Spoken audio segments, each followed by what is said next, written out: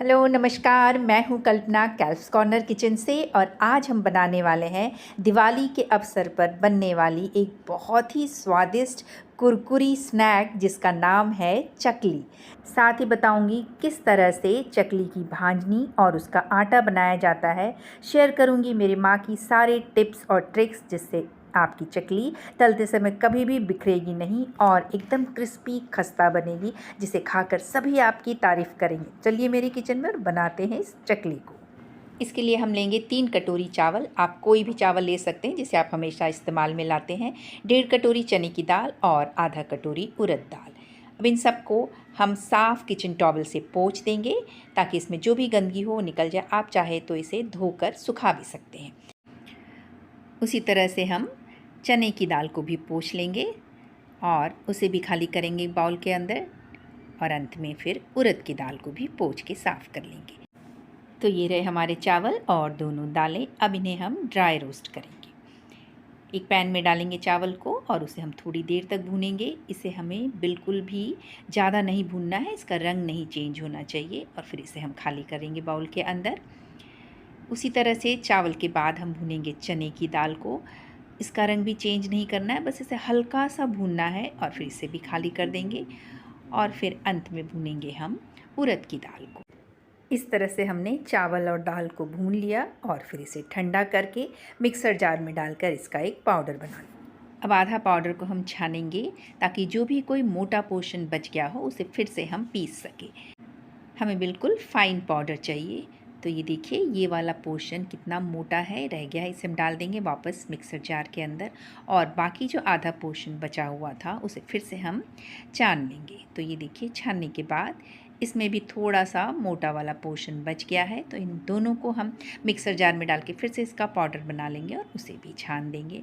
तो ये देखिए, सारा आटा हमारा छन चुका है। अब हमारे पास एकदम परफेक्ट आटा तैयार है।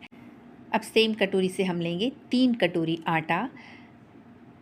ये ध्यान रखना होगा कि जिस कटोरी से हम आटा ले रहे हैं उसी कटोरी से हमें पानी भी लेना है, तभी हमारी चकली परफेक्ट बनेगी। और ये जो आटा बच गया है इसे आप रख लीजिए एयरटाइट डब्बे में, और जब आपकी इच्छा हो तो अब आप दोबारा चकली बना सकते हैं। इस आटे में हम डालेंगे 2 टेबलस्पून सफ़ेद तिल और 2 टेबलस्पून खसखस और इसे अच्छे से मिलाएंगे। कढ़ाई में मैंने 3.25 कटोरी पानी लिया है। ध्यान रहे उसी कटोरी से हमें पानी लेना है जिस कटोरी से हमने आटा मापा था। आप कोई भी माप ले सकते हैं, बस इस चीज़ का ध्यान रखना है। 3 कटोरी आटा है और 3.25 कटोरी पानी। उसमें डालेंगे आधा चम्मच हींग, आधा चम्मच हल्दी पाउडर, 1 चम्मच लाल मिर्च पाउडर और स्वाद के अनुसार नमक। साथ ही डालेंगे आधा चम्मच रिफ़ाइंड ऑयल। हमें ज़्यादा नहीं डालना है, नहीं तो हमारी चकली बिखर सकती है जब हम इसे तेल में डालेंगे। जब हम पानी अच्छे से खौलने लगेगा तब इसमें हम डालेंगे थोड़ा थोड़ा करके हमारा ये आटा और उसे लगातार चलाते हुए मिलाते जाएंगे। एक साथ हमें आटा नहीं डालना है, नहीं तो फिर हमें मिलाने में बहुत मुश्किल होगी। तो थोड़ा थोड़ा डालेंगे और चलाते जाएंगे। इस तरह से थोड़ा थोड़ा करके हमने सारा आटा डाल दिया और फिर उसे लगातार चला के हमने एक मिश्रण बना लिया है। सारा आटा जो है वो पानी को अब्सॉर्ब कर लेगा। तो इस तरह से हमारा ये मिश्रण बन के तैयार है। एकदम परफेक्ट मिश्रण बनता है ये। ठंडा होने के बाद थोड़ा थोड़ा सा मिश्रण लेंगे हम और उसमें तेल डालकर उसे हथेली की मदद से अच्छे से हम मस लेंगे। थोड़ा सा तेल डालेंगे और फिर इसे मसलेंगे। इस तरह से थोड़ी देर मसलने के बाद हमें मिलेगा एक एकदम सॉफ्ट और बढ़िया आटा। तो पहले आधा लेंगे मिश्रण, उसे मस लेंगे और उसके बाद जो बाकी बचा हुआ हमारा मिश्रण था उसे भी हम लेंगे और इसी तरह से तेल डाल के थोड़ा थोड़ा इसे हम हथेली की मदद से मलेंगे। और फिर इस तरह से हम सारे मिश्रण को मिला के थोड़ी देर मलेंगे तो हमारे पास एक परफेक्ट आटा बन के तैयार है। अब हम लेंगे चकली पात्र और ये जो सांचा है चकली का उसे फिट करेंगे इसके अंदर और इसमें लगाएंगे हम थोड़ा सा तेल और अच्छे से ग्रीस करेंगे और थोड़े से आटे को इस तरह से हम लंबाकार करके डालेंगे इसके अंदर। जितना आटा चाहिए उतना आटा हम इसमें डाल देंगे और फिर उसे हम अच्छे से बंद कर देंगे। फिर लेंगे हम एक थाली का पिछला हिस्सा, उसमें लगाएंगे तेल ताकि हमारी चकली आसानी से निकल सके। और उसके बाद फिर इस तरह से हम सांचे की मदद से हाथों को गोल गोल घुमाते हुए हमारी चकली बना लेंगे। बड़ी आसानी से बन जाता है। आपका आटा स्मूथ होना चाहिए तभी ये निकलेगा, नहीं तो ये बीच में टूट जाएगा। तो इसे अच्छे से मसलना बहुत ज़रूरी है। इसके आखिरी सिरे को हम प्रेस करके चिपका देंगे, नहीं तो ये बिखर सकती है। और इस तरह से हम अपनी सारी चकलियों को बना लेंगे। चलिए इन्हें तलते हैं। तेल हमारा परफेक्ट गरम है।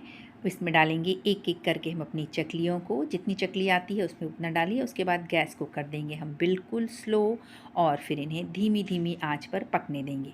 इसे डालने के बाद थोड़ी देर हमें टच नहीं करना है। थोड़ी देर के बाद इसे हम पलट देंगे और फिर इसे दूसरी तरफ से भी हम सिकने देंगे।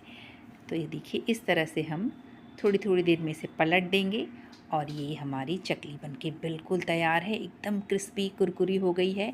इसे हम बाहर निकाल लेंगे और फिर इसे रख देंगे हम टिश्यू पेपर के ऊपर, ताकि जितना एक्स्ट्रा ऑयल है वो सब का सब टिश्यू पेपर पे आ जाए। इसी तरह से हम अपना दूसरा बैच तलेंगे, बिल्कुल वैसा ही जैसा हमने पहला किया था। आँच होनी चाहिए बिल्कुल धीमी, तभी ये धीमी धीमी आँच पर एकदम क्रिस्पी कुरकुरी बनेगी और खाने में बहुत मज़ेदार लगेगी।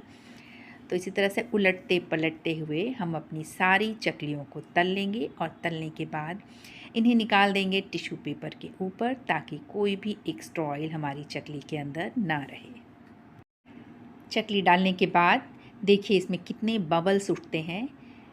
इस तरह से हम सारी चकली डालेंगे और ये जो बबल्स उठ रहे हैं इसका मतलब कच्ची हैं चकलियाँ, और जैसे चकली पकती है बबल्स कम होते जाते हैं और अंत में एकदम ख़त्म हो जाते हैं। इसका मतलब हमारी चकली परफेक्ट बन के तैयार है।